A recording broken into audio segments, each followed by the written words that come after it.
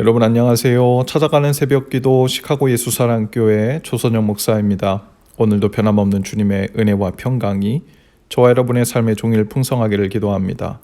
오늘 말씀 느헤미야 3장 1절에서 7절까지 말씀입니다. 제가 읽어드리죠.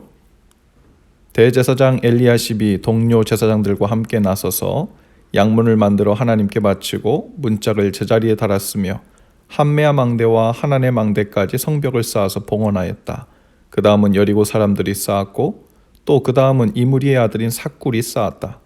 물고기 문은 하스나의 자손이 세웠다. 문틀을 얹고 문짝을 달고 빗장과 빗장 둔태를 만들어 달았다. 그 다음은 학고스의 손자요 우리아의 아들인 무레못이 보수하였고 그 다음은 무세사벨의 손자요 베레갸의 아들인 무술람이 보수하였으며 그 다음은 바하나의 아들인 사독이 보수하였다. 그 다음은 드고아 사람이 보수하였는데 그들 집안의 어떤 유력자들은 공사 책임자들에게 협조하지 않았다. 옛문은 바세아의 아들인 요야다와 부소드야의 아들인 무술람이 보수하였다. 문틀을 얹고 문짝을 달고 빗장과 빗장 둔태를 만들어 달았다. 그 다음은 기브온 사람 물라디아와 메로노 사람 야돈이 유프라테스 서쪽 지방의 총독 아래에 있는 기브온 사람들과 미스바 사람들을 데리고 보수하였다. 아멘. 느헤미야의 성벽 재건 사건은 그야말로 놀라운 일이었습니다. 1차, 2차 포로 귀환을 통해서 바벨론에서 10여 년이나 먼저 예루살렘에 돌아왔던 사람들도 마치지 못한 일이었는데 3차 포로 귀환으로 돌아온 이 느헤미야의 인도로 인해 무려 52일 만에 완성되었기 때문이죠. 3장에는 그 성벽 재건의 과정이 자세히 기록되어 있습니다. 그들이 재건해야 할 성벽의 둘레는 무려 4마일이나 되었어요. 그리고 성벽의 두께는 1m가량, 그리고 높이는 5m 이상이나 되었습니다. 오늘날처럼 중장비 기계가 있는 것도 아닌데 생각만 해도 엄두가 안 나는 일이죠. 그런데 그것이 불과 52일, 2달도 채 못 되어 완성이 된 일입니다. 먼저 대제사장 엘리야십과 그 형제 제사장들이 일을 시작하면서 백성들에게 본을 보입니다. 제사장들이 북쪽 성벽을 맡아 공사에 임했던 것은 그곳이 성전과 가까운 곳이었기 때문이었죠. 그들은 양문에 기둥을 놓고 문짝을 달았고 한메아 망대에서 하나넬 망대에 이르는 그 구간에 돌을 쌓아 성벽을 건축했습니다. 다른 문에는 성별한 후에라는 말이 없이 그냥 들보를 얹고 문짝을 달고 자물쇠와 빗장을 갖추었다라고만 기록되어 있는데 이 양문에 대해서는 성별하고 문짝을 달았다라고 언급되어 있습니다. 그 말은 이 양문이 다른 문과는 달리 성전과 관계가 있었기 때문입니다. 희생제사에 사용되던 양들이 이 문을 통해 성 안으로 들어가 인접했던 베데스다에서 깨끗이 씻은 후에 성전 구역으로 운반되었기 때문에 이 문을 양문이라고 불렀던 것이죠. 또 성벽 재건은 성벽 북쪽에 있는 양문으로부터 시작해서 시계 방향으로 진행되었습니다. 시계 반대 방향으로 진행되었어요. 3장은 성벽 중건 사업에 동참한 사람들의 명단, 또 그들이 맡은 관할 구역들을 상세히 소개하고 있는데요. 느헤미야는 각 집안별로 작업량과 장소를 할당해서 그들에게 감당하게 했습니다. 이렇게 함으로 책임의식을 고취시키고 하나님의 일을 감당함에 있어서 믿음의 자세를 새롭게 하기 위함이었을 것입니다. 특히 각 지역별로 분할하여 해당 지역의 거주자들이 자기 지역을 할당받아 성벽 중건 작업을 책임지도록 했죠.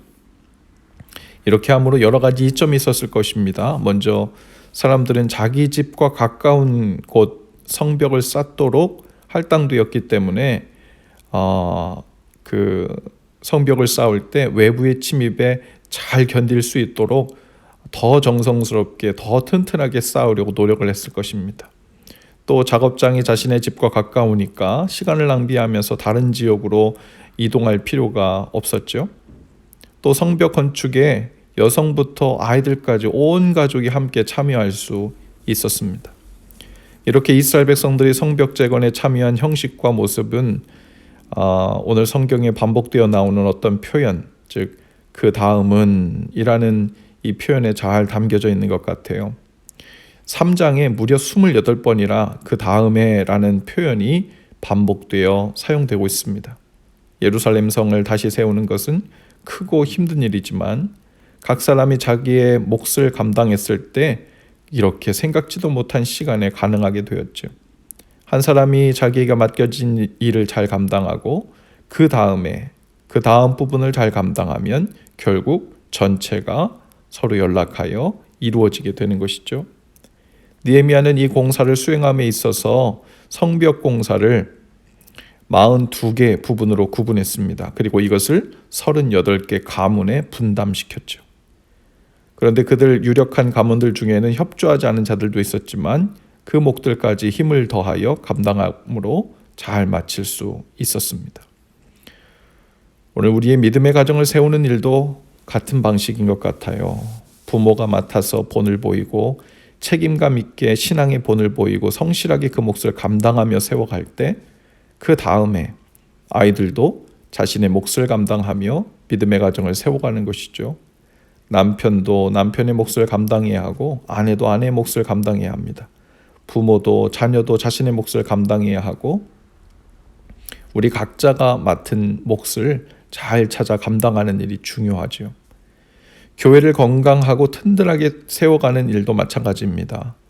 교회는 나라는 사람 없이 완전하게 세워진 어떤 공동체가 아닙니다. 잘 세워진 교회 공동체에 그냥 다니러 가는 것이 아닙니다. 교회는 내가 참여함으로 비로소 그리스도의 몸이 세워지는 것이라고 성경은 말합니다. 그러므로 교회는 예배 보러 가는 곳만도 아니고 교회에 다니러 가는 것도 아닙니다. 그래서 교회를 다닌다고 말하면 안 됩니다. 그리스도의 몸의 한 부분을 나의 섬김과 헌신의 동참으로 완성시키러 가는 것이죠. 그래서 교회 되러 교회 가는 것입니다.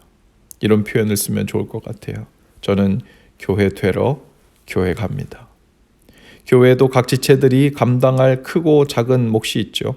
섬김으로, 봉사로, 헌금으로, 이웃사랑으로, 예배 섬김으로, 교사나 찬양으로. 그 다음은 이라는 나의 몫을 기억할 때 온 교회가 든든히 그리고 건강히 세워져 갈 것입니다. 더 크게는 보이지 않는 하나님 나라도 그렇게 세워지고 확장되고 있는 중이죠.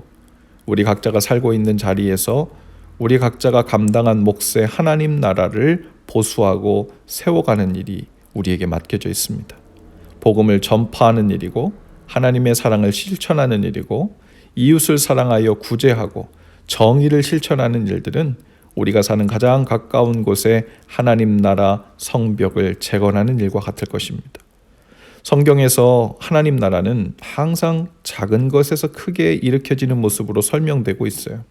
누룩이 부풀어 크게 일어나고 겨자씨 같은 작은 씨앗이 커서 새들이 깃드는 큰 나무가 됩니다. 그것은 곧 우리들 각 사람이 맡은 작은 삶에서 하나님 나라를 위한 거룩한 작업과 공사가 이루어질 때 거대한 하나님 나라가 생각지도 못한 때에 생각지도 못한 속도로 도저히 불가능할 것 같은 일들이 완성되어 간다는 말이기도 합니다. 완전한 하나님의 나라가 완성된 채로 준비되어 그곳에 언젠가 갈 날만 기다리는 것이 성경이 말하는 하나님 나라가 아닙니다. 이미 우리 가운데 임하여 있는 하나님 나라, 즉 하나님의 통치가 우리의 삶 곳곳에서 거룩하게 세워지고 확장되고 또 문이 만들어지고 있는데 오늘 그 다음에 우리의 삶의 현장에서 그 몫을 감당한 일을 감당하라고 우리를 부르시고 계신 거죠. 주님은 오늘 우리 각 사람에게 그 다음은 너가 맡은 곳 차례란다 하고 말씀하실 것입니다. 하나님 나라 성벽 세우는 일에 귀하고 그리고 기쁘게 쓰임받는 저와 여러분 다 되실 수 있기를 주님의 이름으로 축복합니다. 기도합시다. 주님, 오늘도 그 다음에 라고 말씀하실 주님 앞에서 우리의 몫에 거룩한 일을 감당하길 원합니다. 우리 몫에 하나님 나라 성벽을 세워가는 날 되길 원합니다. 믿음의 가정을 세우고 주님의 몸인 거룩한 교회를 세우길 원합니다. 그 안에서 더욱 구체적으로 우리의 감당할 몫과 또 그 일을 성실히 감당하는 일에 힘과 지혜를 주시고 무엇보다 기쁨과 감사로 그 일에 동참하는 날 되게 하옵소서. 예수님 이름으로 기도합니다. 아멘. 여러분 오늘도 예수 사랑으로 화이팅입니다. 내일 아침에 다시 찾아뵙지요.